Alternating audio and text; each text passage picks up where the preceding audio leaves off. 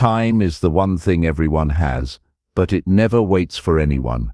What you do right now shapes everything: your future, your happiness, your success.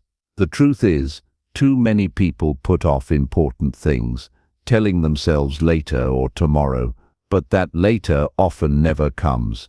Every moment you hesitate, you lose a chance to improve your life, to become stronger, to fix what's broken, or to make meaningful progress. This isn't about pressure or guilt.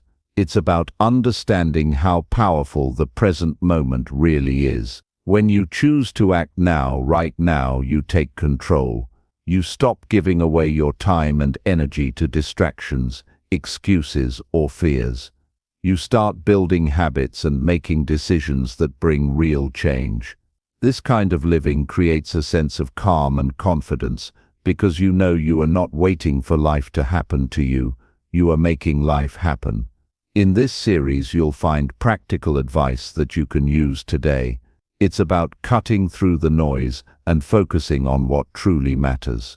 You'll learn how to take charge of your day, stop making excuses, face the hard things without delay, and build strength from small daily wins. You'll see how honest communication can heal relationships, and why your health decisions cannot wait another minute. You'll discover the importance of setting clear boundaries and directing your energy wisely, so you're not exhausted by things that don't serve you. This journey isn't about perfection or quick fixes. It's about steady, meaningful growth. It's about choosing every moment to become better, stronger, and more disciplined. The power to change your life isn't somewhere out there. It's right here, right now, in your hands. Stick with this. Give yourself permission to act without delay. The habits and choices you make today will shape the life you want to live tomorrow. This is your moment. Don't leave anything for later. Chapter 1. Take full control of your day right now. Every day begins with a decision, whether we realize it or not. From the moment we open our eyes, we are faced with a quiet choice: take control or give it away. Most people never truly grasp the weight of this choice. They wake up and drift into the day without direction, pulled by habit, circumstance, or other people's priorities. But those who live with purpose, those who grow, those who build meaningful lives, they begin their day with intention. They take full control, and that one action changes everything. Taking full control of your day is not about being busy. It's about being responsible. It's about owning your time, your choices, your energy, and your responses. It means refusing to let the day dictate who you are and what you do. It means deciding, clearly and deliberately, how you will live, regardless of what distractions, noise, or obstacles appear. The truth is, most people wait. They wait for motivation. They wait for clarity. They wait for the perfect moment. But that moment never comes. Life does not reward waiting. It rewards action. And when you delay action, you quietly give away the power that belongs to you. The person who doesn't take control of their day becomes controlled by everything else. The news, emails, complaints, moods, interruptions, temptations, and fears. And slowly, without realizing it, they become a passenger in their own life. Taking control begins the moment you wake up. Not after coffee, not after scrolling your phone, not when the urgency kicks in. It starts with a decision to be conscious. Your morning is not just a transition from sleep to activity. It is the foundation of your entire day. How you use that first hour sets the tone for everything that follows. If you begin your day distracted, rushed, or passive, it will bleed into your decisions, your energy, and your focus. But if you begin with clarity, discipline, and self-respect, you become grounded, you become stable, you become someone who leads themselves. And leadership of the self is the most important form of leadership.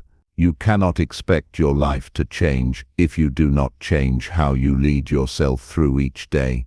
You must become the kind of person who does not waste time, who does not tolerate laziness, who does not allow emotions to take over when hard decisions must be made.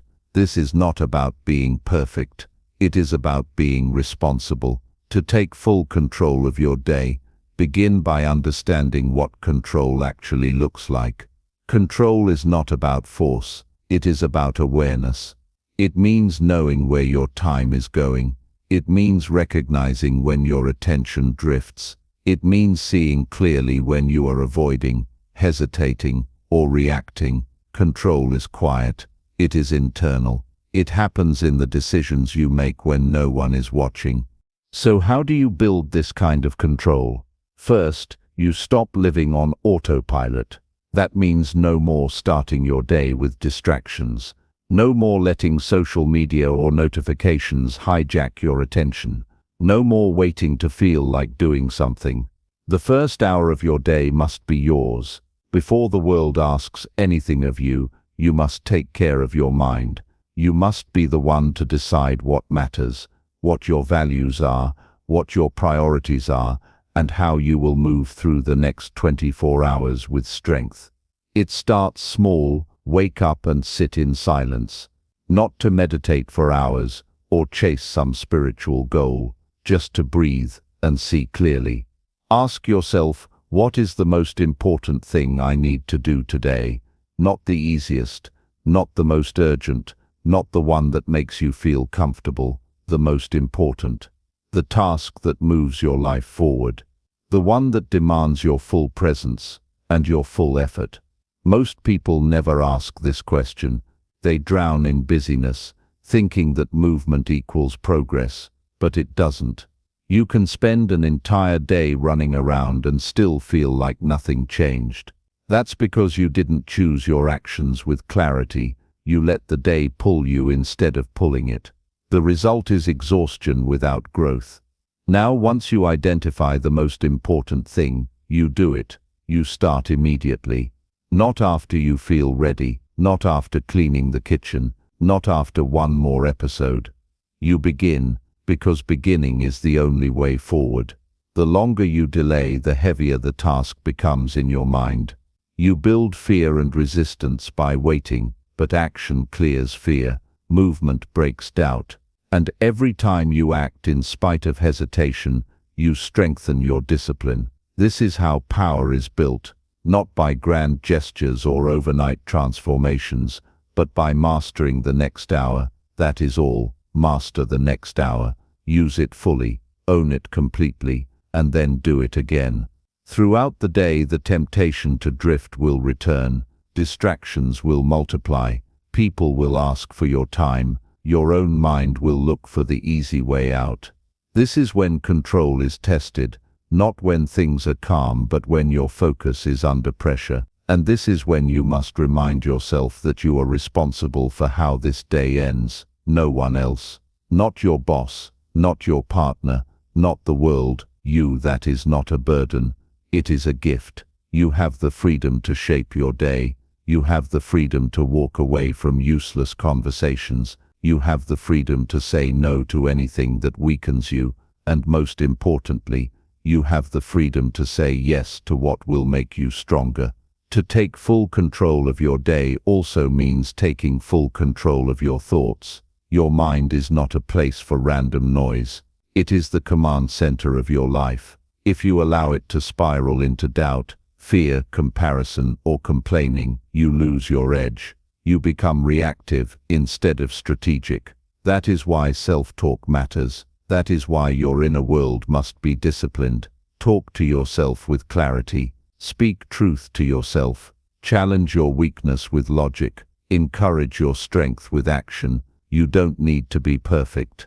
You need to be awake. You need to notice when your thoughts are pulling you away from your values. You need to redirect your mind again and again to what matters. This is the real work of growth. Not achieving more, not proving anything, just aligning who you are with what you do, and none of this is possible without structure. You cannot expect to control your day without a system. That means planning your time. It means identifying your top 3 priorities each day and giving them your full attention. It means blocking out space for deep work and removing everything that breaks your focus. Most importantly, it means protecting your energy like your life depends on it, because it does. Your energy is your most precious resource. Once it is drained, your decisions weaken, your patience drops, your clarity fades. That is why your routines matter. That is why rest matters. That is why nutrition, movement and quiet time are not luxuries, they are essentials. They fuel your ability to stay in control. Without them, you will eventually collapse under the weight of pressure. So control is not about doing more. It is about doing what matters and protecting the space that allows you to do it well. And this includes your relationships. The people you spend time with shape your thoughts. If you surround yourself with those who complain, blame, or avoid responsibility, it will infect your mindset. Choose people who live intentionally, people who challenge you to grow, people who honor their time and their word. Their presence will keep you sharp. Taking full control of your day also means accepting the consequences of your decisions. You do not get to escape the cost of wasted time. Every moment you spend avoiding a task is a moment you never get back. That is not meant to create guilt. It is meant to create urgency, because once you truly understand that your time is limited, you begin to live with intention. You stop tolerating nonsense. You stop chasing comfort. You start making each hour count. This mindset creates freedom. When you know that you gave your best, that you showed up fully, that you didn't shrink from your responsibilities, you rest well, you walk taller, you feel a quiet strength, and that strength becomes your foundation. It carries into how you speak, how you walk, how you show up in relationships, how you handle conflict, how you pursue your goals. Everything is built on that base of daily control. And when you have a bad day, because you will, you don't spiral, you pause, you learn, you adjust. Then you return to the discipline that keeps you grounded. That is what separates those who grow from those who stall, the ability to reset, refocus, and reclaim control. No matter what happened yesterday, you are not here to be perfect. You are here to be present, to live fully, to act with strength, and that begins by deciding today, right now, that you will no longer give your time away cheaply, that you will no longer wait for motivation, that you will no longer let others write the script of your life.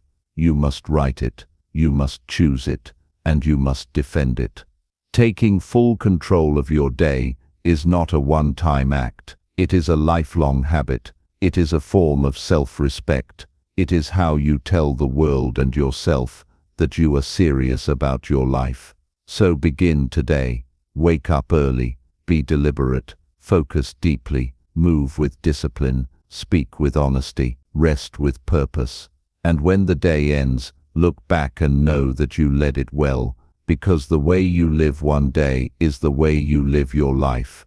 And when you take full control of today, you take full control of your future. Chapter 2. Eliminate every excuse that delays your progress.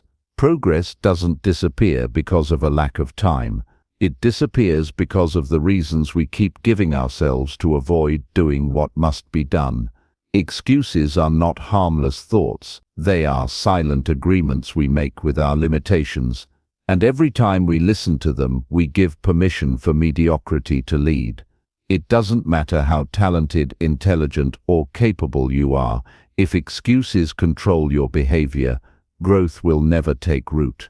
The mind is always searching for the path of least resistance. It will try to convince you that you're too tired, too late, too overwhelmed, too uncertain. It will tell you that you're not ready, or that conditions need to be perfect before you start. And if you believe it, you delay the very things that would change your life.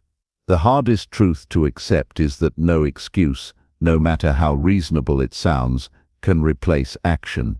Results do not respond to feelings. They respond to effort. There's a subtle form of self-sabotage that disguises itself as logic. I'll do it when I'm more confident. I'm waiting until I'm less stressed. I'll try when I have more support. These sound like valid reasons, but they are not. They are delays. They are rationalizations. They are ways to avoid discomfort without calling it what it is: fear of effort. Nothing changes until you stop negotiating with your weaknesses. You don't need more time. You need more clarity. You need to stop giving space in your mind to ideas that make quitting seem reasonable. If it's important to you, then it must be acted on, not tomorrow, not later, but now.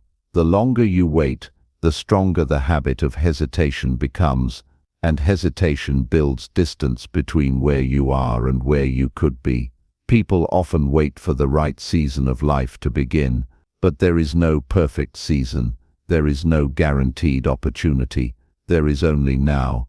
And the more excuses you make today, the more regret you create for tomorrow. Life does not pause to accommodate your indecision. It moves forward with or without you.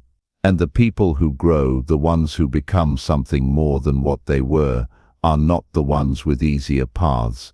They are the ones who refuse to make excuses. Eliminating excuses is not about becoming harsh or rigid.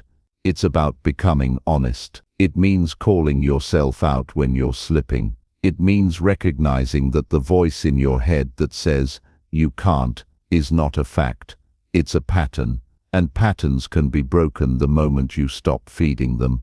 When you stop saying, "I can't," and start asking, "How can I?" you shift from being a victim of your limitations to becoming the architect of your choices. You must train yourself to act, despite inconvenience, because real growth begins the moment it would be easier not to show up. That's when most people stop. But that's also where you can separate yourself. You make progress not by waiting for perfect motivation, but by showing up consistently, even when you don't feel like it. Especially when you don't feel like it. That's where your character is built. Excuses are addictive because they remove responsibility. They make it easy to explain why you're stuck. But nothing valuable comes from that mindset. If something matters to you, then the discomfort that comes with pursuing it is part of the price. You cannot expect reward without paying the cost. And the cost is action, not talk, not theory, not planning. Action. The only way to prove your seriousness is to follow through. You must develop the discipline to move without needing permission from your feelings. Feelings change, but principles remain. And if your principle is growth, then no excuse has the power to derail you unless you give it that power. The second you stop giving energy to justifications, you free yourself to create results. It doesn't matter if the task is small or massive. Every time you follow through, you make yourself stronger. There are people who will tell you to be gentle with yourself, and while compassion is necessary, there is a point where gentleness becomes avoidance. If you've been saying the same excuse for years, it's no longer protection, it's limitation. At some point, you have to face the mirror and admit that your habits are creating the life you have. And if you want a different life, you must break the loop of avoidance and start doing what's difficult. You're not supposed to feel ready. Readiness is a myth sold by comfort. You'll never feel like doing the hard thing. You'll rarely be in the mood to take the high road. But that's the difference between people who change and people who stay the same. Those who change don't wait for the feeling. They build the habit. They show up tired. They start unsure. They work through doubt. And on the other side of that effort is clarity, growth, and confidence. If you want more out of life, excuses can't live here anymore. Every time you give in to one, you take a step away from your future. And it's always easier to excuse a small delay. But those small delays stack up. They become weeks, then months, then years. And eventually you find yourself far from where you wanted to be, confused as to how it happened. It happened one excuse at a time, This is why eliminating excuses is not a motivational trick. It's a survival skill for anyone who wants to live a life of substance. You don't get to experience the satisfaction of achievement if you're constantly defending your comfort zone. The two cannot exist together. One has to die for the other to live. Either your excuses win or your potential wins. It's a fight that happens quietly, every day, inside your choices. You must become the kind of person who keeps commitments to themselves, not because it's easy, but because it's necessary. You must become the kind of person who doesn't justify why something didn't happen, but who makes sure it does. Not for applause, not for recognition, but because you refuse to let your life slip by under the weight of what could have been. Start small. Pick one thing you've been avoiding, one thing you keep saying you'll get to, and do it. Today, without discussion, without overthinking, and when your mind tries to offer you a way out, thank it for trying to protect you, and then move anyway. That's how change begins. One action, one decision, one refusal to give in to an old excuse. You are capable of far more than you've shown the world. But the only way the world will see it is if you stop hiding behind reasons and start producing results. You will be amazed at what's possible when you stop giving your energy to avoidance and start pouring it into execution. There is no perfect path, but there is a clear one, and it starts with the moment you stop giving power to your excuses. From that moment on, every step forward becomes a statement, not just of your potential, but of your commitment to living fully, without apology, without delay. Chapter 3. Face uncomfortable tasks the moment they appear. Most people postpone uncomfortable tasks because they believe discomfort is something to be avoided, not challenged. But that belief quietly destroys momentum. Growth isn't waiting behind the things you enjoy doing. It's hiding in the things you resist. Every time you push aside something difficult, you're telling yourself that your future can wait. And over time, those moments of hesitation become habits. You no longer delay one task. You begin delaying progress itself. And the only way to break that cycle is to stop turning away and start moving toward the very thing you're trying to avoid. The discomfort you fear is never as intense as the weight of knowing you didn't face it. That regret builds slowly and painfully. You start to distrust your own ability to follow through. You begin making smaller decisions, taking fewer risks, lowering your standards without realizing it. But the truth is, anything avoided gains power. What you don't face begins to control you. And the only way to reverse that process is through action, not later, but the moment it shows up. There is a small window when something uncomfortable first appears, and in that window you have a choice. Either you handle it and move forward, or you avoid it and carry it with you. Carrying it doesn't make it disappear. It just adds weight to your thoughts, clutters your attention, and drains your energy. One delay becomes two. Two becomes a pattern, and suddenly you're tired all the time, not because of what you did, but because of what you didn't. Most of the stress people feel doesn't come from action, it comes from avoidance. An unresolved conversation, a project that keeps getting pushed, a health decision left for next month. These things don't leave your mind just because you left them off your calendar. They stay in your system like an open tab you forgot to close. They pull on your focus even when you're trying to relax. You can't fully enjoy rest when the discomfort you avoided is still waiting to be handled. Facing uncomfortable tasks is not about punishment. It's about freedom. You free your mind from the constant noise of procrastination. You free your body from the anxiety of avoidance. You free your time by clearing away what would eventually return with more pressure. The fastest way to build clarity and confidence is to deal with the thing that makes you hesitate.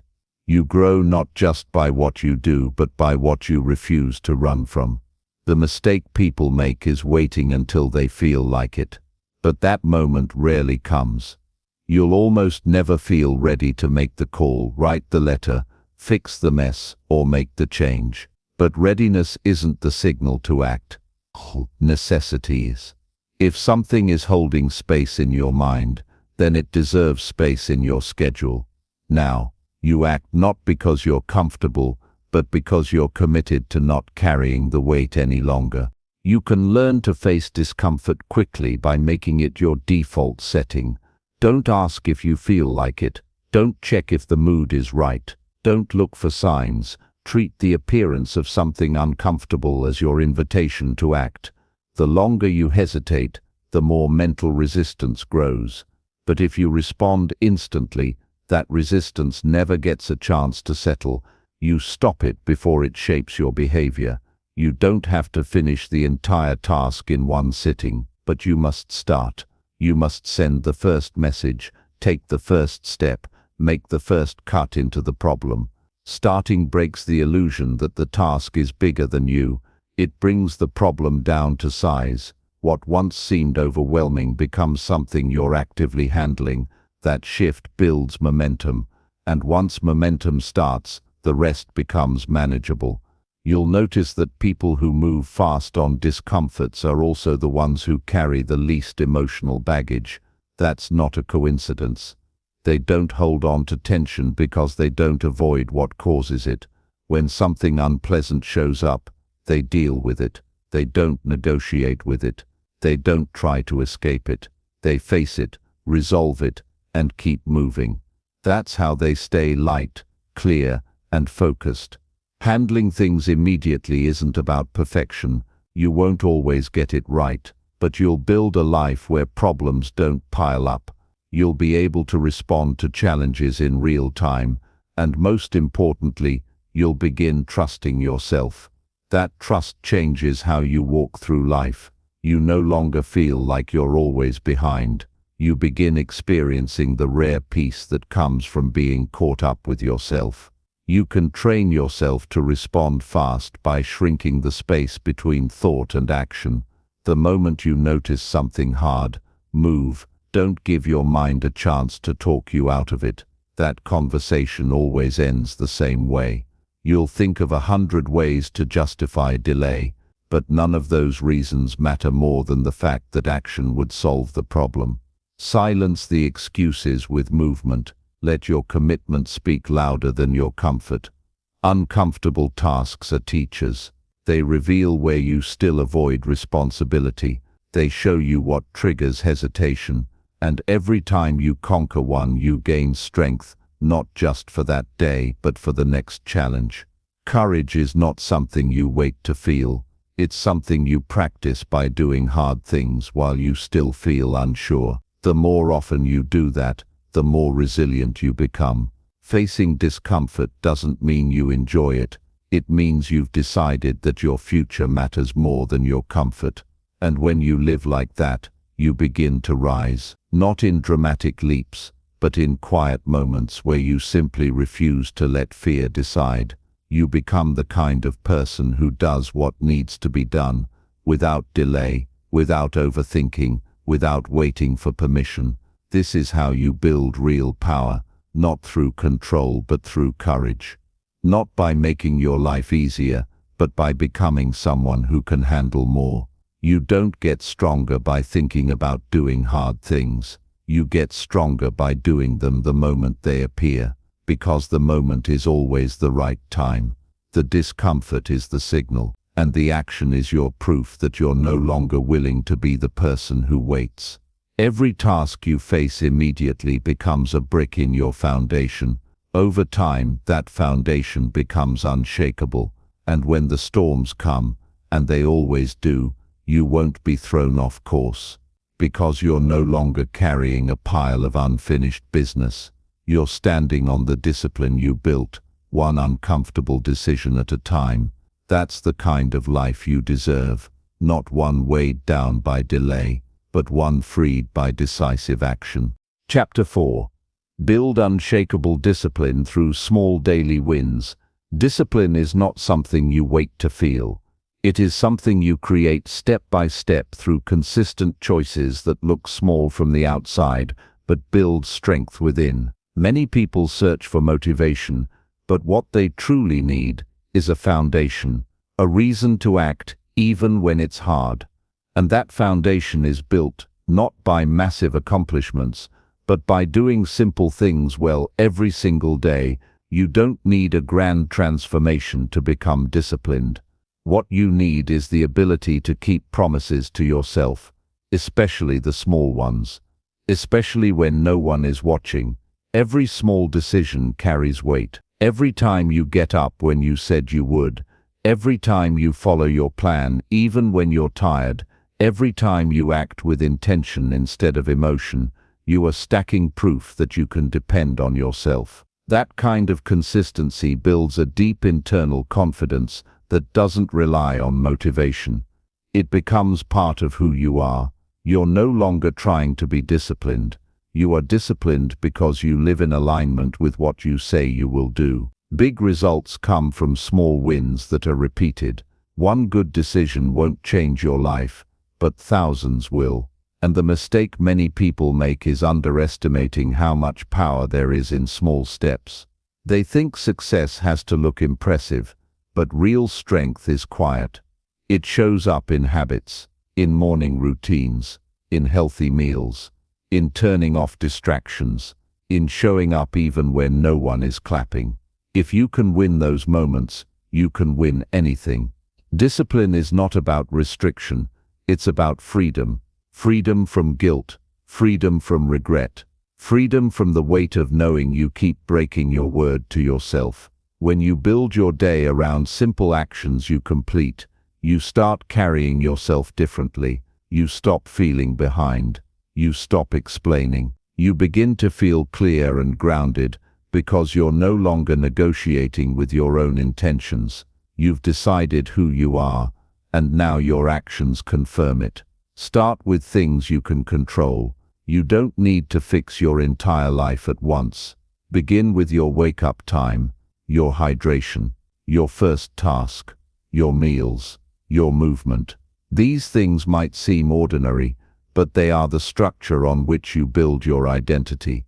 When you repeat them day after day, they stop being chores and start becoming rituals. You no longer do them because you have to. You do them because they reflect who you've become.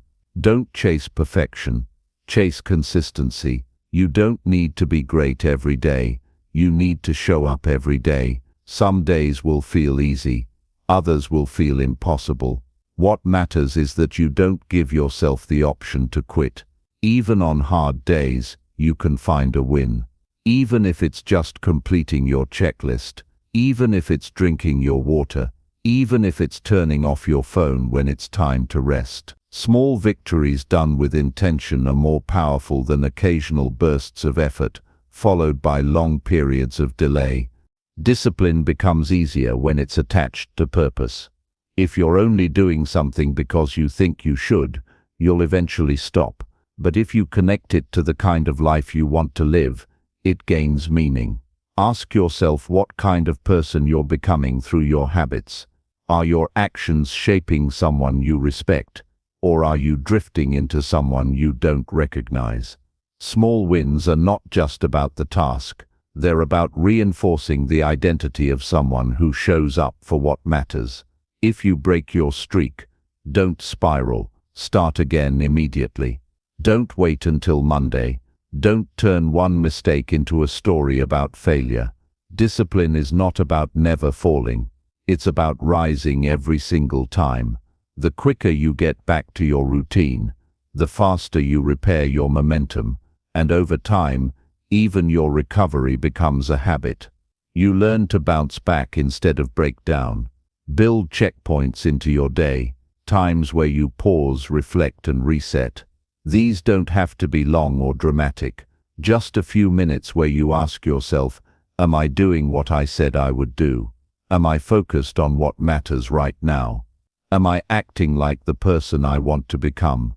These moments create awareness, and awareness gives you the power to adjust before you drift too far off course. The real reward of discipline is self-respect. It's the quiet pride of knowing you can trust yourself in difficult moments. It's the peace that comes from knowing you're building something solid, even if no one else sees it yet.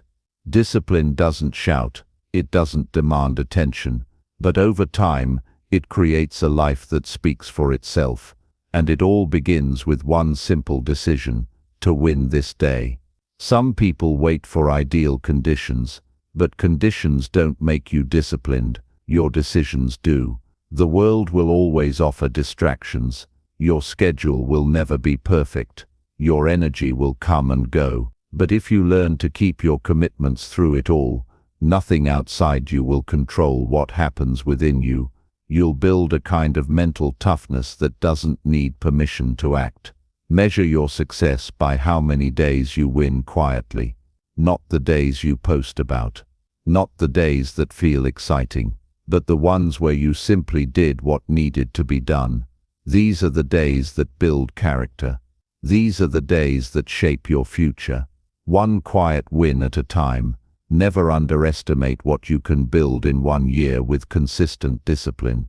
The compound effect of small daily wins will surprise you. A page a day becomes a book. A walk a day becomes a healthy body. A focused hour becomes a new skill, and each of these changes makes the next one easier. You create momentum not by force but by routine. If you struggle to stay disciplined, start by simplifying your environment. Remove temptations, set clear rules, keep your workspace clean. Design your surroundings to support your habits. Make the right choice the easy choice. Don't rely on willpower alone. Build systems that guide your actions even when motivation fades. Track your progress. Use a journal, use a calendar, use a checklist. Seeing your consistency builds a feedback loop. It reminds you that your actions matter, that you are creating change, and on days when your mind wants to quit, those small recorded wins will remind you of how far you've come. Keep your goals simple and clear. Don't overload your day with tasks. Choose a few key habits and repeat them relentlessly. It's better to master a few behaviors than to try and juggle too many and fail at all of them. Simplicity is strength, and focus beats scattered effort every time. Discipline is not something you wait to develop. It's something you begin building the moment you decide to stop breaking promises to yourself. And the best way to do that is through small daily wins. Each one moves you closer to the life you want. Each one becomes a vote for the person you want to become. And the more you vote, the stronger that identity becomes. Until one day you realize you no longer have to try to be disciplined. You simply are. Chapter 5. Create a clear plan and follow it today. Clarity brings movement. The longer you hesitate to create a clear plan, the more likely you are to drift through your day, reacting to whatever shows up instead of directing your time with intention. Every hour you spend without direction is a piece of your life being shaped by chance rather than by choice. A plan doesn't just organize your day, it reminds you that your time is valuable and that your actions carry weight. People who move with clarity don't waste energy trying to decide what to do next. They've already chosen. They don't leave their priorities to be decided by emotion or circumstance. They've already set them. The mind will always look for the easiest path when there is no clear route to follow. That's why having a plan is not about rigidity. It's about structure. It's not about perfection. It's about purpose. When you create a clear plan and commit to following it today, you eliminate indecision. You give yourself fewer moments to bargain, procrastinate, or delay. You move forward with certainty because you already made the most important decision: what matters today and what doesn't. The mistake most people make is thinking they need more time when what they really need is more clarity. They wait for the right moment, the right mood, the right setup, but that moment rarely comes. Progress starts when you get clear about what matters now, not someday. If you wait to feel ready, you'll keep putting off what could change everything. A plan doesn't require motivation, it requires a decision, and the best way to honor your day is by filling it with intentional action instead of scattered motion. To build a clear plan, begin by identifying the few things that truly matter. Not everything is urgent. Not every task deserves your attention. The more you reduce the noise, the more effective you become. Select 3 key actions that, if completed today, would make your day meaningful. These are not just chores. These are progress points, things that pull your life forward. Write them down. Be specific. Ambiguity breeds avoidance. Clarity breeds movement. A clear target sharpens your focus and eliminates distraction. Once you've named your priorities, protect time for them. Don't hope to find time. Make time. Assign blocks in your schedule that are non-negotiable. This is not about filling every minute with activity. It's about choosing your actions in advance so that you don't fall victim to impulse. The stronger your boundaries around your plan, the more control you take back over your day. Guard your time like it matters, because it does. Break large tasks into small, manageable steps. A task that feels overwhelming often remains undone because it's too vague. When something isn't clearly defined, it's easier to avoid. Break it down until the first step is so small that it feels impossible to resist. Instead of start project, plan, open the document and outline 3 main ideas. Instead of get healthy, schedule cook 1 balanced meal. The smaller the first step, the faster you begin, and starting is often the only barrier between you and momentum. As you move through your plan, resist the urge to switch between tasks aimlessly. Fragmented focus drains energy and wastes time. Single tasking beats multitasking in nearly every scenario. Give full attention to one thing at a time, then move on. When your energy is spread across too many half-complete actions, nothing gets finished and frustration builds. Completion, even on small tasks, fuels motivation. It builds confidence. It reminds you that progress is possible and within reach. Track your progress in real time. Don't rely on memory to measure productivity. Use a notebook, a planner, or a digital tool to mark what you've completed. Visible progress strengthens commitment. It gives you proof that your effort is turning into results. Each task crossed off is not just a chore done, it's a step taken.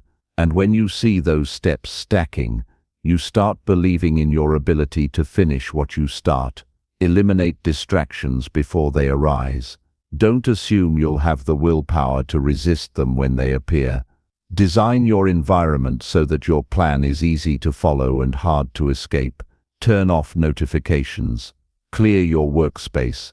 Tell the people around you what you're working on. Set clear boundaries. You don't need to rely on discipline if you've already removed the temptations. Make the right action the default. That's how you stay on track. A plan is a compass, not a cage. If something unexpected happens, adjust without guilt. Flexibility is part of wisdom, but don't confuse flexibility with avoidance. You are not abandoning your priorities.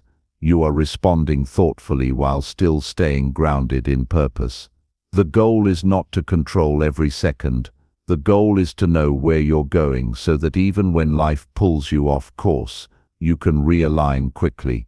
At the end of the day, reflect. Ask yourself what worked, what felt clear, what felt chaotic, what moments drained you, what habits supported you. Self-review is not about criticism, it's about understanding. If you want your days to improve, you must study them. You must pay attention to the patterns. Awareness turns into insight. Insight turns into better planning, and better planning leads to better outcomes. Don't wait for tomorrow to begin planning. There is no strength in delay. Today is already in your hands. What you do with it is your choice.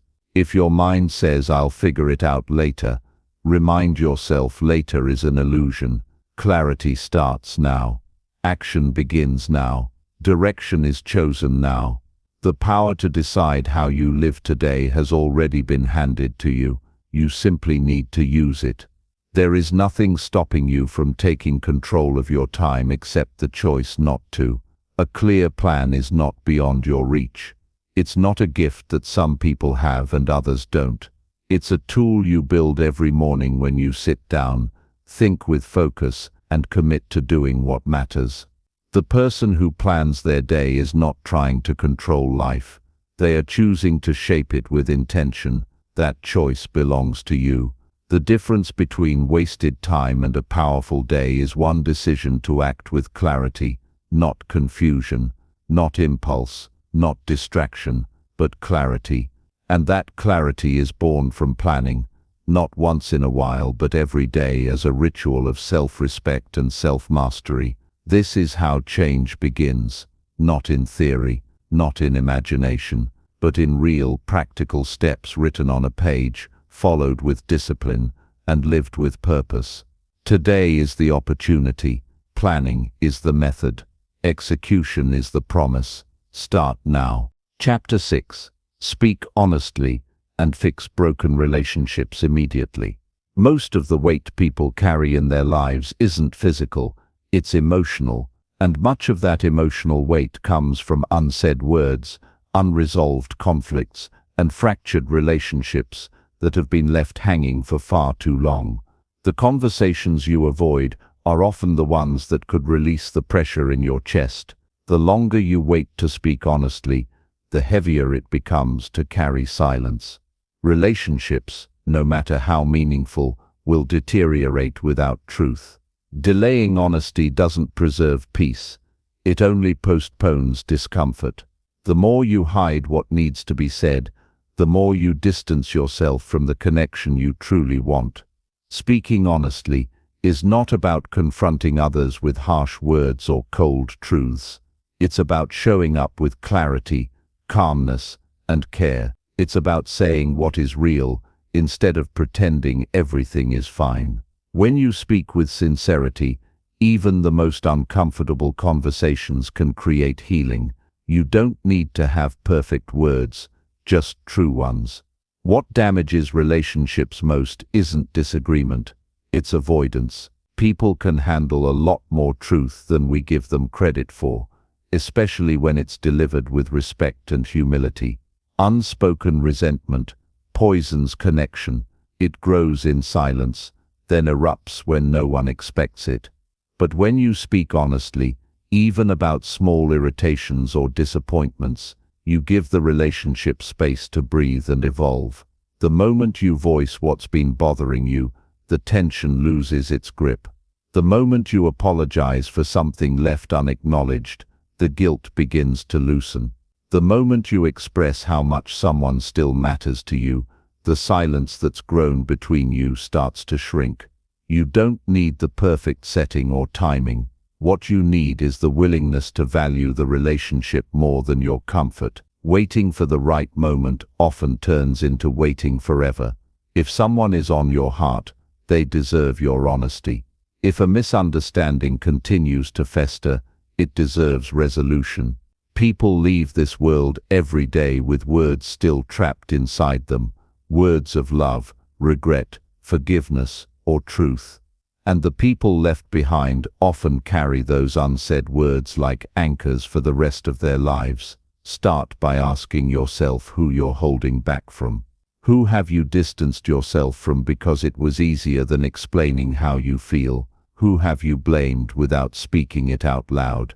Who do you still care about, but pretend you don't?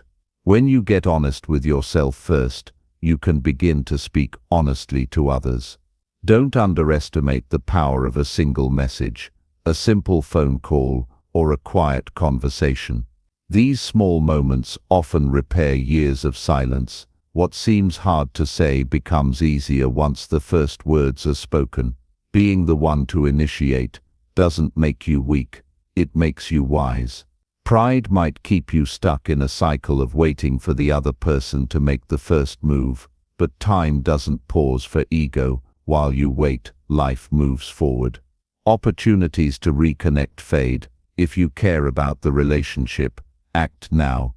Extend the hand. Say the words. Apologize if you must. Forgive if you can. Speak plainly, without dramatics or blame. Say what's true for you, and listen for what's true for them. That's how you repair, not through winning or convincing, but through understanding. When you approach a broken relationship with honesty, expect some discomfort. Growth often begins in uneasy moments. Not every conversation will lead to full reconciliation, but every honest conversation leads to clarity. You may not rebuild every bridge, but at least you'll stop carrying the confusion of not knowing where you stand. Peace isn't always found in agreement. It's found in knowing you've done your part with integrity. If you've hurt someone, speak to it. Don't let shame stop you. A direct apology clears the air in ways that excuses never will. Saying, "I was wrong," doesn't lower your value. It raises your character. If someone has hurt you, don't bury the pain. Share it without accusation. Explain how it affected you. Most people don't realize the depth of their impact until it's explained with calm truth. Speaking up allows both people to see what was unseen. Sometimes honesty means accepting that a relationship needs to change or end. Holding on to something that no longer works out of fear, guilt, or habit is not kindness, it's denial. Speaking openly about the state of a relationship, even when it leads to a transition, honors the truth. It doesn't erase the good times or the love shared.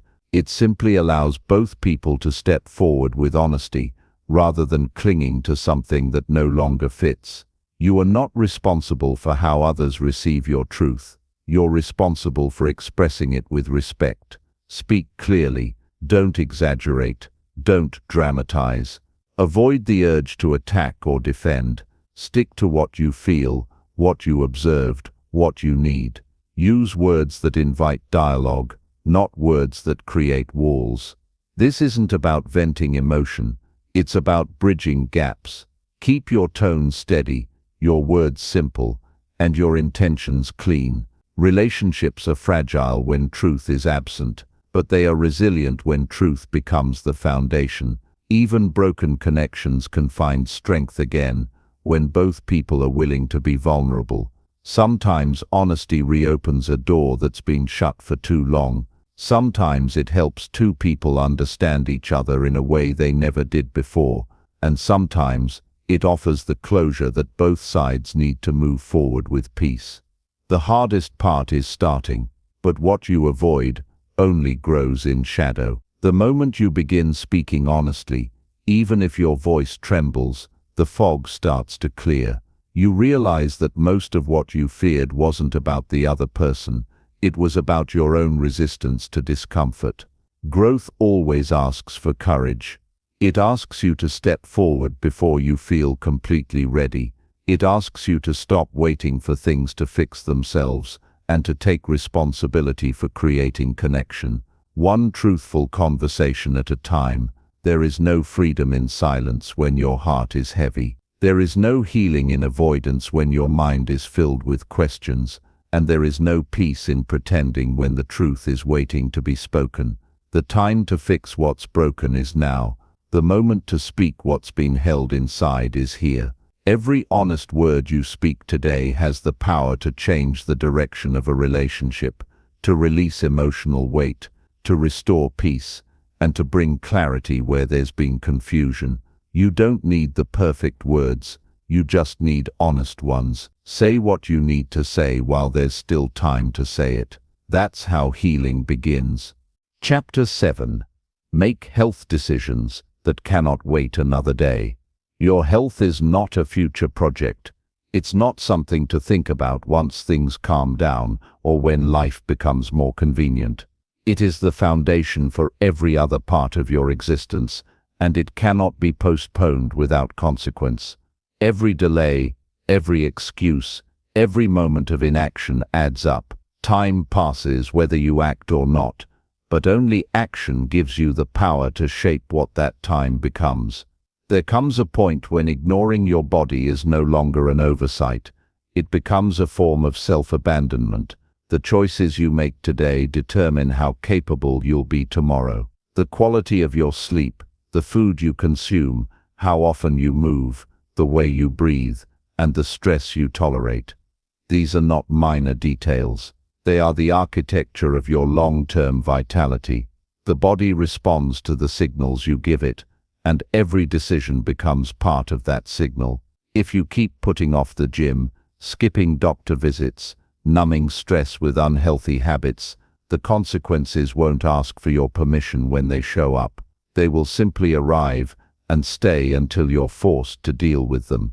It's easier to protect your health than to fight to get it back once it's lost. You don't need a perfect plan or ideal circumstances. What you need is urgency. Not panic, not fear, but a clear understanding that later is a lie. Later turns into months. Months turn into years. And one day, the damage becomes visible. You wake up tired. You live in discomfort. You rely on medication for energy, sleep, or pain. And by then, it's no longer about optimization. It's about recovery. The path back becomes harder, more expensive, and often incomplete. But that doesn't have to be your story. Start with what you already know you need to do. You don't need another article to tell you that junk food harms your body. You don't need more convincing that regular movement protects your heart. You don't need a lecture to understand that smoking damages your lungs or that sleep deprivation dulls your mind. The truth is already there. The question is whether you're willing to act on it, without waiting for a wake-up call in the form of disease, collapse, or regret. Action begins with simplicity. Drink more water. Cut out what makes you feel heavy or sluggish. Make a walk part of your day, even if it's 10 minutes. Listen to the cues your body gives instead of overriding them. Stop waiting for symptoms to become serious before seeking help. You don't get extra points for tolerating discomfort. Pain is a message, not a challenge. Fatigue is a warning, not a weakness. Don't normalize suffering just because it's familiar. Your body has limits, but it also has a remarkable ability to heal and strengthen if you allow it. Small adjustments add up. Stretching your muscles relieves tension. Eating whole foods reduces inflammation. Resting when you're tired renews your energy. Saying no to chronic stress reclaims your clarity. Nothing is instant, but nothing is meaningless either. One choice leads to the next. Momentum forms, and soon what felt difficult becomes your new standard. It's easy to dismiss early signs. It's easy to tell yourself that everyone feels this tired or that a bit of pain is normal. But deep down, you know the difference between what your body tolerates and what it thrives on. It's not about chasing perfect health or eliminating every risk. It's about being aware, proactive, and responsible. It's about deciding that your life is valuable enough to care for today, not someday. There are people who would give anything for another chance at health. If you still have yours, treat it like the privilege it is. Waiting until something goes wrong is not a strategy. Prevention is wisdom. You don't wait for your car to break down before changing the oil. You don't wait for your house to flood before fixing the leak. Your body deserves the same respect. Get the checkup. Track the numbers. Understand what your blood pressure means, what your sleep quality tells you, what your stress is doing to your hormones. Knowledge empowers you to make meaningful changes before the damage is done. Mental health is part of this picture. Anxiety, depression, burnout. These are not signs of weakness. They are signals that something is out of balance. Speak to someone. Get help. Stop hiding behind busyness or pride. There is strength in admitting you're not okay and choosing to do something about it. Your mind affects your body, and your body affects your mind. Healing one supports the other. Prioritize both. There will never be a perfect time to overhaul your habits, but there is always time to take one step. And that step can be as small as replacing a soda with water, going to bed 30 minutes earlier, or cooking instead of ordering out. You don't have to change everything overnight, but you do need to break the pattern of postponement. Every time you say not today, you reinforce the habit of neglect. Every time you say today matters, you strengthen the habit of care. There is no guilt in starting late. There is only danger in not starting at all. The years ahead of you will either reward or punish the way you treat your body now. You don't need to be extreme. You need to be consistent. One walk a day does more for your future than 1 month of extreme dieting. Eating one healthy meal each day creates a bigger shift than overhauling your diet for a week and quitting. Don't chase transformations. Commit to habits. There is no luxury more powerful than feeling well, not looking fit, not hitting goals, just waking up without pain, moving without stiffness, breathing deeply, thinking clearly. That's wealth, that's power, that's freedom, and it's built choice by choice, not by waiting for the calendar to turn or life to slow down. You owe it to yourself to make those choices now. You owe it to the people who love you and depend on you. You owe it to the future version of yourself who will either thank you or suffer because of your decisions today.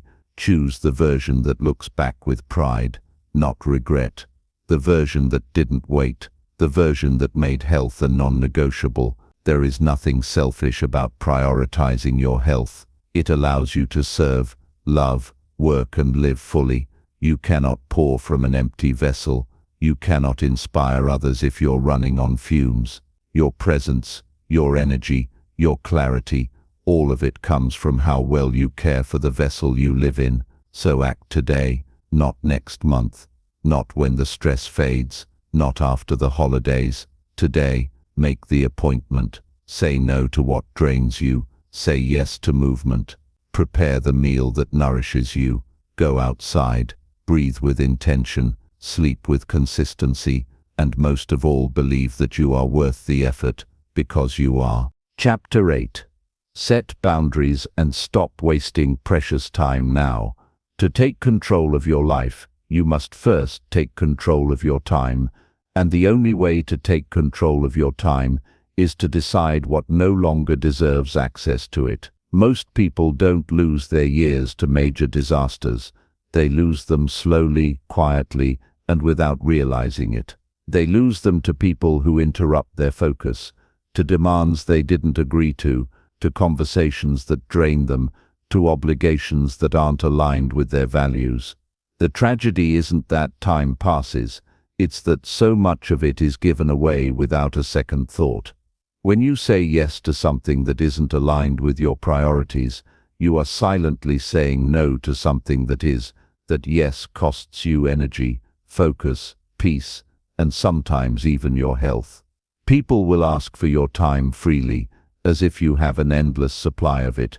They will expect access, opinions, favors, presence, and if you don't draw the line, you will spend your life doing things you don't want to do, for people who may not even appreciate it, while the things that matter most to you slowly fade into the background. Boundaries are not walls, they are doors. They do not keep the world out, they let the right things in. And when you set them, you are not being rude, cold or distant. You are being clear. You are choosing to stop bleeding energy in all directions. You are choosing to protect what gives you life, instead of constantly giving yourself away. The moment you decide to value your time, you stop offering it cheaply. This requires courage. Saying no feels uncomfortable at first. You worry about disappointing others. You worry about being misunderstood. But the cost of pleasing everyone is that you eventually disappear in the process. Your life becomes a series of reactive moments. You respond to every call. You attend every event. You answer every message. You show up for every request. But where are you in all of this? When do you get to live your own life, not just manage everyone else's? Time is the most limited resource you have. Unlike money, you can't earn more of it. Unlike possessions, you can't replace it.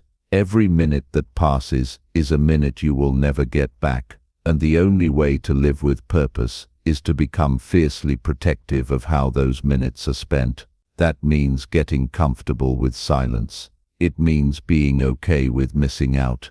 It means letting go of the need to explain yourself to people who won't understand your boundaries anyway. Start with the simple truth. You don't owe everyone your time. You don't have to attend every event. You don't have to respond instantly to every message. You don't have to be available every time someone demands your attention. There is strength in selective silence. There is clarity in saying, "This doesn't work for me." There is freedom in choosing what you give your life to. People who respect you will respect your boundaries. The ones who don't were never honoring you to begin with. They were using your lack of boundaries to their benefit. When you become more intentional with your time, you will lose some people, but you will gain your life back. You will gain focus. You will gain peace. You will gain space to think, feel, grow, and do the work that fulfills you. That is not a loss. That is a return. You must also learn to protect your own attention from yourself. Distraction is not always caused by others. It's often our own lack of discipline. You don't need to answer every notification. You don't need to check your phone every few minutes. You don't need to scroll endlessly as the day slips by. You need to be present. You need to be in charge of your choices. If you want clarity, start by removing the noise. If you want progress, stop scattering your focus across a dozen meaningless tasks. Protecting your time is not about doing more. It's about doing what matters. Most people confuse being busy with being productive, but busyness is often a sign of poor boundaries. You fill your schedule to avoid decisions. You overload yourself because you're afraid to say no, but this only leads to burnout and resentment. Real productivity comes from clarity, and clarity comes from knowing where your energy belongs and where it doesn't. This also means creating boundaries with your own habits. Stop putting off what matters. Stop telling yourself that tomorrow will be different if you're not willing to change anything today. Set boundaries with procrastination. Set boundaries with indecision. Stop entertaining thoughts that make you doubt your worth. Stop giving your energy to worry and guilt. They don't serve your future. Setting boundaries is not just about protecting your time. It's also about reclaiming your identity. When you say, "I won't spend time here anymore," you are saying, "This is who I am now."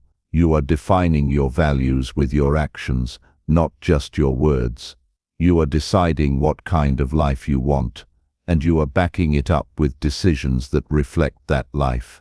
There is power in that. There is confidence in that. There is peace in that. Don't wait for burnout to teach you what boundaries could have prevented. Don't wait until you're exhausted, bitter, or overwhelmed. The earlier you start, the more time you have to live with intention. You are not selfish for protecting your peace. You are not cold for refusing to be everyone's solution. You are not weak for stepping away from toxic people.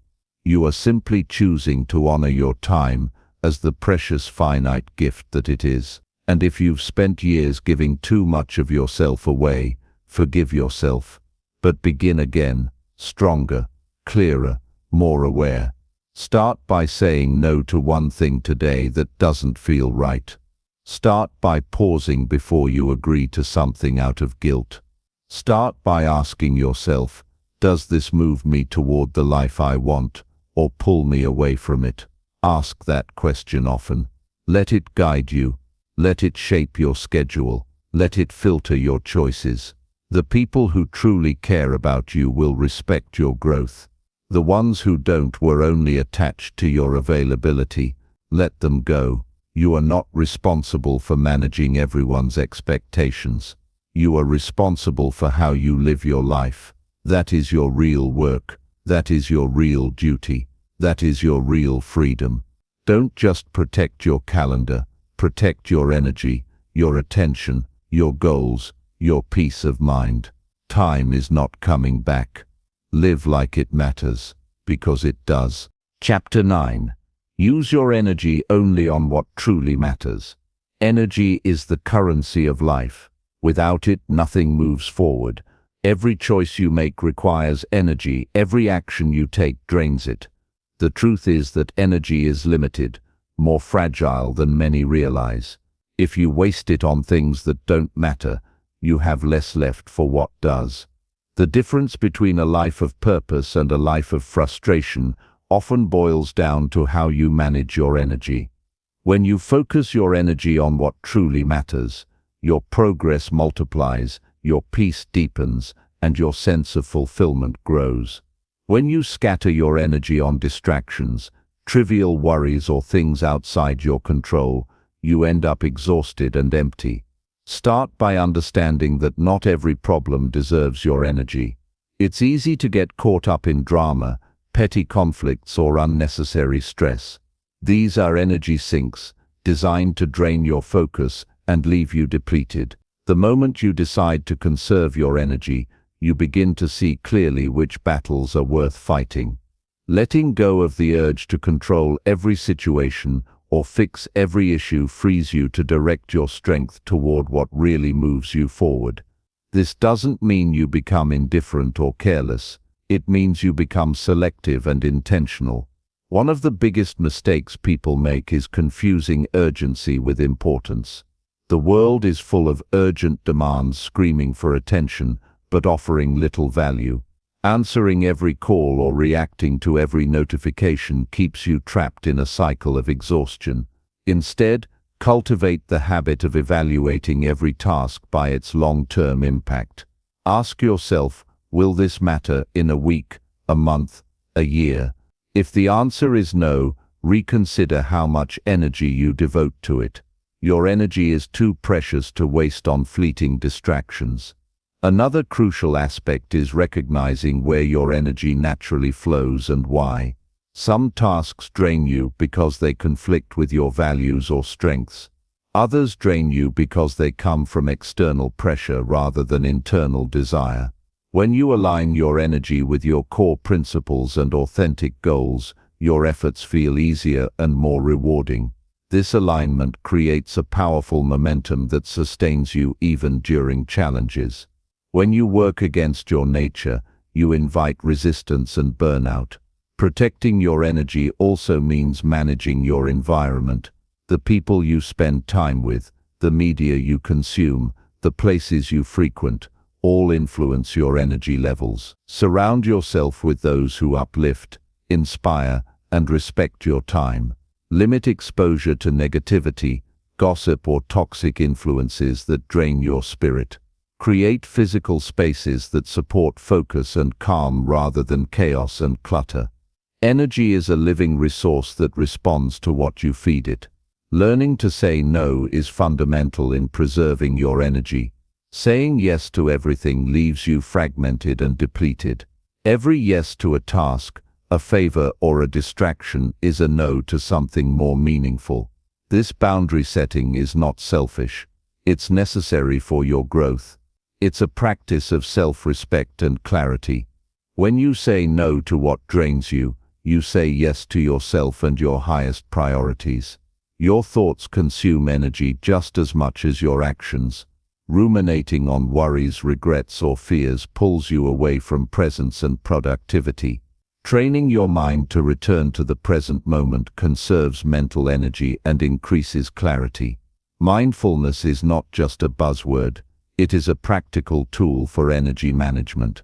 When you focus on the here and now, you stop spinning in circles and start moving forward with purpose. Physical energy and mental energy are deeply connected. Neglecting sleep, nutrition, or exercise reduces your ability to engage fully with life's demands. Health decisions are not separate from energy management. They are the foundation. Prioritize rest and fuel your body wisely to maintain consistent energy. Without this, even the best intentions can collapse under fatigue. Energy also flows in cycles. Recognize your natural rhythms throughout the day and plan accordingly. Some people are most alert and productive in the morning. others in the afternoon or evening. Working against your natural energy peaks leads to frustration and wasted effort. Aligning tasks with your body's clock makes your work feel smoother and more effective. Rest when your body signals it, work when you feel sharpest. Investing energy into growth is vital. Growth stretches your limits but also replenishes energy by building confidence and capability. Avoid the trap of constant survival mode where you only react to emergencies. Instead, dedicate energy to learning, reflection, and skill development.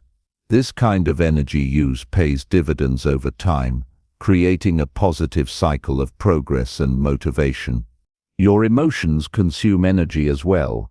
Carrying anger, resentment, or anxiety creates internal friction that drains you silently. Letting go of grudges and cultivating forgiveness frees up energy trapped in past hurts. Developing emotional resilience through practices like journaling or therapy strengthens your ability to bounce back and conserve energy for what matters. Focusing energy requires clarity on your purpose and goals. Without a clear direction, energy scatters into many directions, producing little result. Define what success and fulfillment mean for you personally. Use this as a compass to guide your decisions and energy allocation. This clarity reduces wasted effort and increases satisfaction with your daily actions. Avoid multitasking. Shifting between tasks fractures your attention and drains more energy than sustained focus on one task. Practice deep work by committing to one task at a time and fully engaging with it. This approach improves both efficiency and energy conservation. Completing tasks completely provides a sense of accomplishment that fuels further energy. Energy management also requires honest self-assessment. Notice when your energy feels low and identify the causes. Are you overwhelmed, distracted, or drained by negative influences? Being aware allows you to adjust before burnout happens. Regularly pause to check in with yourself and make necessary changes. Prevention is more effective than recovery. Seek simplicity. Complexity often multiplies energy drain. Simplify your commitments, environment, and decisions where possible. Minimalism in your schedule and possessions creates space and reduces mental clutter. Energy spent on simplifying creates long-term returns in focus and peace. Energy is amplified through connection. Investing energy in meaningful relationships nurtures your well-being. Avoid superficial interactions that leave you feeling empty. Prioritize time with people who recharge you emotionally and intellectually. These relationships become a source of strength rather than depletion. Finally, recognize that energy is not infinite but renewable. Taking breaks, resting deeply, and engaging in activities you love recharge your energy reserves. Respecting your limits is not weakness, it is wisdom. Balance action with recovery to maintain a sustainable energy flow. Using your energy only on what truly matters is not about doing less, it's about doing right. It's about bringing your full self to the activities that align with your values and aspirations. It's about protecting your focus, honoring your limits, and investing in what moves you toward a meaningful life. When you master this, your days become more productive, your goals more achievable, and your life richer in satisfaction. This is a daily practice that requires discipline and self-awareness. It requires courage to say no, clarity to choose wisely, and strength to maintain boundaries. But the rewards are immense. Your energy is your power. Guard it fiercely. Use it wisely. Live with intention. Chapter 10. Choose to grow stronger with every single moment. Growth is not a distant goal but a continuous choice made in every passing moment. Life presents countless opportunities to become stronger, wiser, and more resilient, but none of these come without effort or intention. The true power lies in choosing growth consistently, especially when it feels difficult, inconvenient, or uncomfortable. Growth demands a mindset that refuses to settle for complacency, one that embraces challenges as stepping stones rather than obstacles. Every moment is a chance to deepen self-awareness, expand your capabilities, and strengthen your character. Choosing to grow stronger starts with recognizing that growth is an active process. It is not something that happens passively or magically. It requires a conscious decision to push beyond comfort zones, to face uncertainty with courage, and to persist despite setbacks. Life will always test your resolve, presenting moments that invite you to either shrink back or rise up. The difference is in how you respond. To grow stronger, you must welcome these tests as necessary parts of your journey, rather than threats to your peace. This shift in perspective transforms struggle into progress. Strength grows in the small decisions made each day. It is not only forged in grand achievements, but also in quiet moments of discipline and patience. Choosing to stand firm when distraction tempts you, to keep going when motivation wanes, or to stay honest with yourself in moments of self-doubt. These are the seeds of true growth. Each choice builds momentum, and over time, these seemingly minor acts compound into a foundation of resilience. The path to strength is less about sudden leaps and more about consistent, deliberate steps. A critical part of growth is embracing discomfort rather than avoiding it. Discomfort signals that you are on the edge of your current limits. It is in those moments that growth occurs if you lean into the feeling rather than recoil from it. Resistance is natural, but resisting resistance only prolongs stagnation. Learning to endure discomfort while remaining focused on your goals is what builds mental toughness and emotional resilience. It's important to remember that discomfort is temporary, but the benefits of pushing through are lasting. Growth also requires a willingness to learn from every experience, including failure. Failure is often viewed negatively, but it is one of the most potent teachers if you allow it to be. Every setback contains valuable lessons about what works, what doesn't, and where you can improve. Choosing growth means refusing to let failure define you or stop you. Instead, use failure as feedback and fuel for your development. When you extract wisdom from mistakes, you become stronger and more prepared for future challenges. To choose growth, you must cultivate self-awareness. This means observing your thoughts, emotions, and behaviors without judgment, so you can identify patterns that either support or hinder your progress. Awareness allows you to catch yourself when you slip into old habits or negative mindsets. It enables you to make intentional changes rather than reacting unconsciously. This daily practice of self-reflection sharpens your ability to direct your energy toward growth rather than distraction. Another essential aspect is surrounding yourself with influences that promote growth. This includes the people you interact with, the information you consume, and the environments you inhabit. Growth flourishes in supportive, challenging, and inspiring spaces.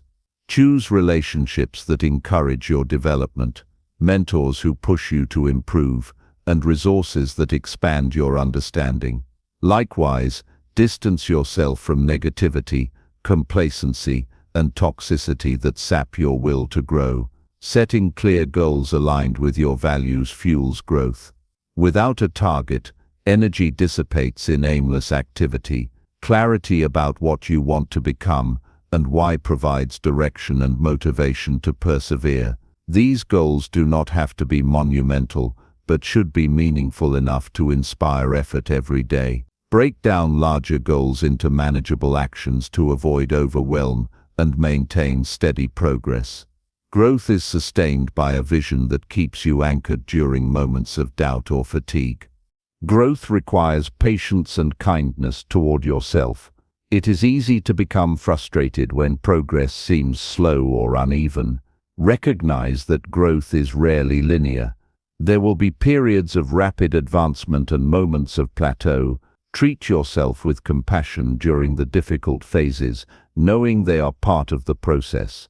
Harsh self-criticism only creates resistance and drains energy. Self-acceptance fuels persistence, making it possible to keep growing even when the road is tough. Choosing to grow stronger means rejecting the comfort of stagnation. It means refusing to settle for who you are today when you know you can be better tomorrow. This mindset is not about perfection or never making mistakes. It is about continuous improvement and a commitment to becoming more capable, more aware, and more resilient. It is a vow to use every moment as an opportunity for advancement, to seek growth even in small daily habits and decisions. Growth also involves expanding your emotional capacity. Developing emotional intelligence allows you to navigate relationships and challenges with greater skill and calm. It means learning to regulate your emotions instead of being controlled by them, cultivating empathy, and communicating effectively. These skills enhance your ability to face life's difficulties without being overwhelmed and help you build deeper, more meaningful connections. As you grow stronger, you will find your sense of purpose deepening. Strength and growth bring clarity about what truly matters. This clarity provides a compass for decision-making and a wellspring of motivation. When you align your actions with your deepest values, growth becomes not just a task but a fulfilling journey. The more you grow, the more you understand your own potential and the difference you can make in the world. Ultimately, growth is a choice you make repeatedly, moment by moment. Each decision to learn, to persevere, to improve builds upon the last. Strength accumulates over time and becomes a part of who you are. This strength empowers you to handle life's inevitable challenges with grace and resolve. It equips you to create the life you desire rather than waiting for circumstances to change. Embracing growth means owning your story, past, present, and future. It means acknowledging where you have been without allowing it to limit where you can go. Your past does not define you, your choices do. With each moment, you have the power to decide what kind of person you will become. Will you let fear or comfort hold you back, or will you choose to grow stronger, even if it requires sacrifice and struggle? Life does not promise ease, but it does offer countless opportunities for growth. Choosing to grow stronger is a daily commitment to face reality honestly, act with discipline, and keep moving forward. It is a courageous path that leads to deeper fulfillment, greater wisdom, and lasting strength. Growth is not something that happens to you, it is something you create. Every moment is an invitation to become more. The power to grow stronger is within you. It is a choice to embrace challenge, learn from every experience, and cultivate resilience in the face of adversity. By choosing growth with every moment, you build a life of meaning and strength that no external circumstance can shake. This path requires courage, persistence, and faith in your ability to evolve. When you commit to this journey, you unlock your full potential and create a legacy of strength that lasts far beyond yourself.